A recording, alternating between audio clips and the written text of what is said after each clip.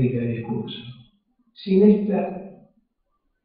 esta posición es imposible ir, porque el libro también se va a sumar a una apuesta de todos los días, que es una temática de filiación.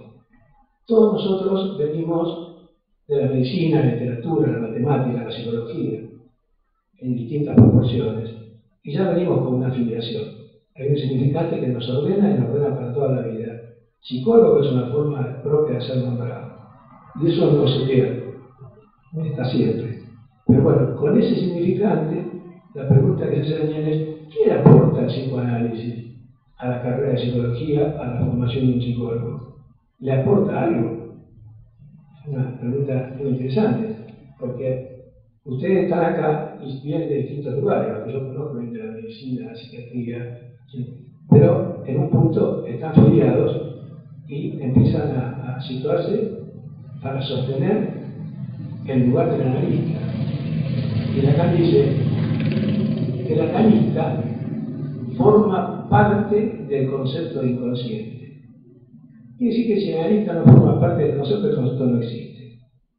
Volviendo a lo anterior, si yo estoy en una práctica donde se tuvo una escucha, ¿a dónde fuera? En una escuela, en un hospital, donde fuera, y el paciente produce un fallido, yo puedo no escucharlo. Y efectivamente, como no forma parte del concepto, el concepto no existe. Porque el concepto está armado para sostener la práctica, los conceptos. Por eso es normalmente una práctica de los conceptos. Y hay conceptos que son fundamentales, como la transferencia, que es un concepto que ordena los cimientos, las bases de qué consiste la práctica. A mí se me acuerda de la definición de la transferencia en los 4 conceptos. Me enseñaron los 4 conceptos. Y dice: la transferencia es un concepto que cumple una función en una praxis.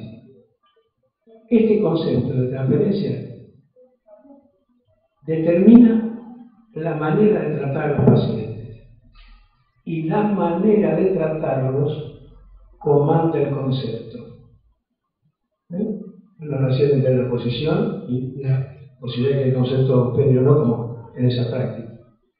Bueno, el texto entonces, si lo situamos en relación a si aporta, yo creo que aporta muchísimo, porque volver a interrogar la cuestión del misterio en estos tiempos, que también estuvieron situados en introducciones anteriores y muy rigurosamente situados, bueno, hace efectivamente a la formación del psicólogo y hace a la posibilidad de que, fundamentado, sostenga ofertas de escucha, sostenga prácticas de discurso en distintos escenarios que no tienen que ver con una denominación que fue dominante, con un modo dominante que fue el psicoanálisis del encuadre, o el fantasma que anda dando vuelta a la fantasía, que anda dando vuelta por la idea que todo tiene que pasar en el primer consultorio, ¿no?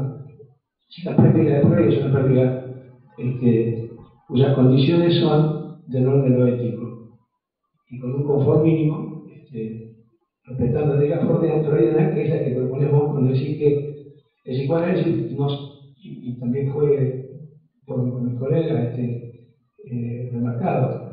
En la medida que nosotros trabajamos con la gente, interrogamos su deseo. Y es la defensa a no quedar como un objeto propuesto al goce del otro. Es decir, una posición que vos sitúas mal al lado de la perfección. Y efectivamente, estamos en un mundo donde objetaliza al sujeto y propone gozarlo hasta el fin. Y en muchos casos lo consigue. A veces la figura de la toxicomanía, que también está citada en el texto, es decir, nos ofrece esa imagen, esa referencia donde el sujeto inmola su vida sosteniéndose en relación al goce del otro.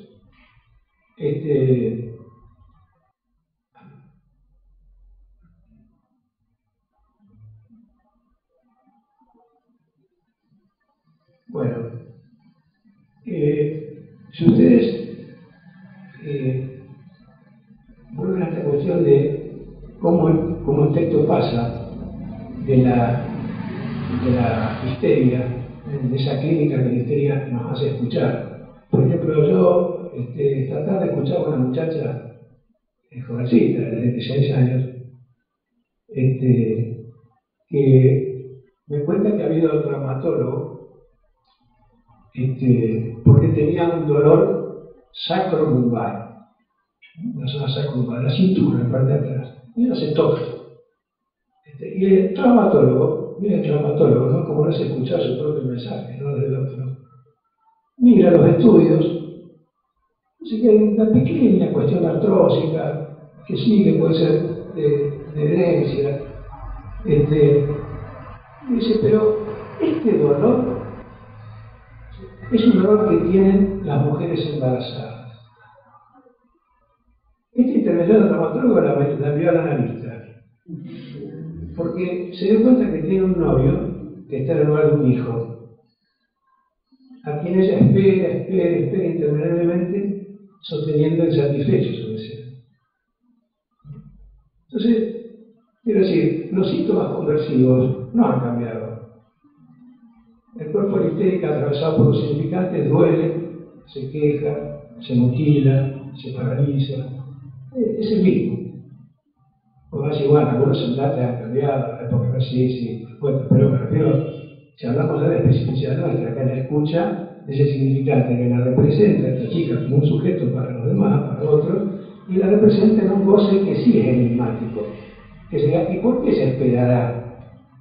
¿De quién espera para autorizarse en un deseo? Bueno, espera del análisis, que uno no haga obstáculo, no haga resistencia, y este libro está en esa dirección, de lecturas que no hagan obstáculo a una práctica que favorece a muchísima gente. Nada más.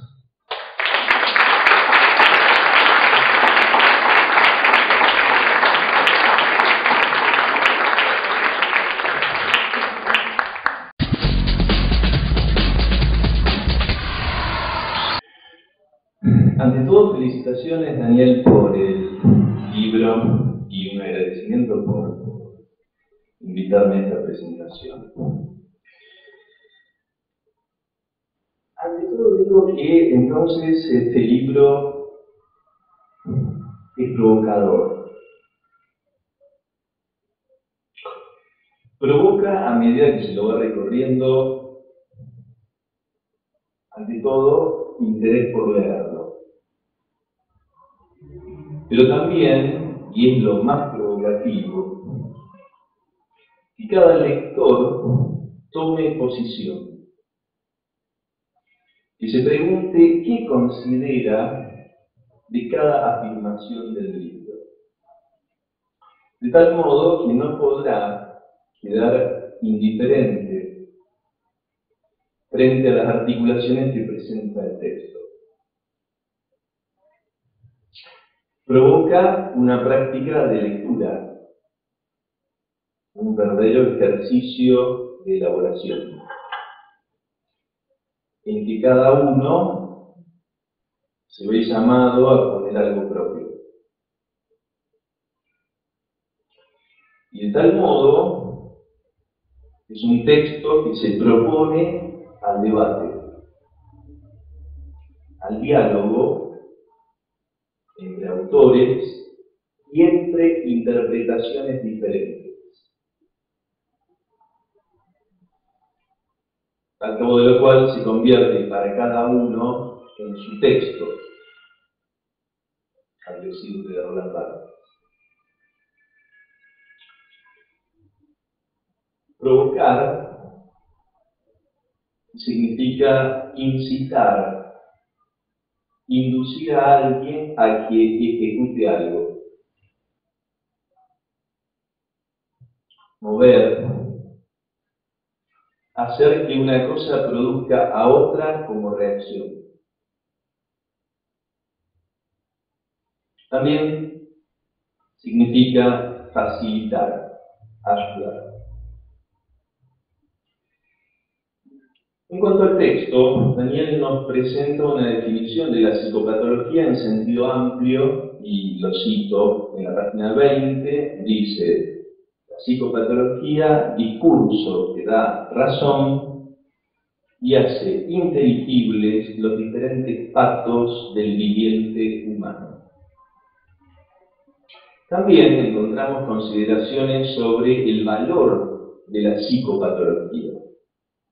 En estos términos, lo cito. Es un foro de discusión permanente, de crítica incesante, espacio de intersecciones de los distintos semblantes de la ciencia. El campo pródigo de la psicopatología, dice Daniel, se favorece del estatus así alcanzado representando el ideal de la ciencia. En tanto, espacio de discusión permanente en contra de todo tipo de saber dogmático y dogmatizante y en la adquisición de conocimientos. Todo esto a Freud lo encontramos caracterizado en la página 32 como un hombre de ciencia. Ahora, distinguiendo de la ciencia, hay una caracterización de la comunidad científica. En la página 32, la comunidad científica, no de la ciencia, dice Daniel, en contra del sentido común, que la máquina ávida de nuevos saberes, la comunidad científica reacciona, resistiendo el cambio, como si le quitaran literalmente la comida de la boca. Sucede que la comunidad científica, dice Daniel, colectivamente es altamente conservadora y refractaria a todo nuevo conocimiento.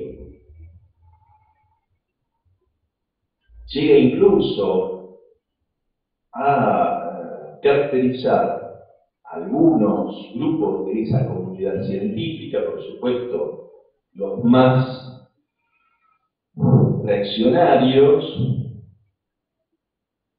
los caracteriza como cancerberos del saber de su época.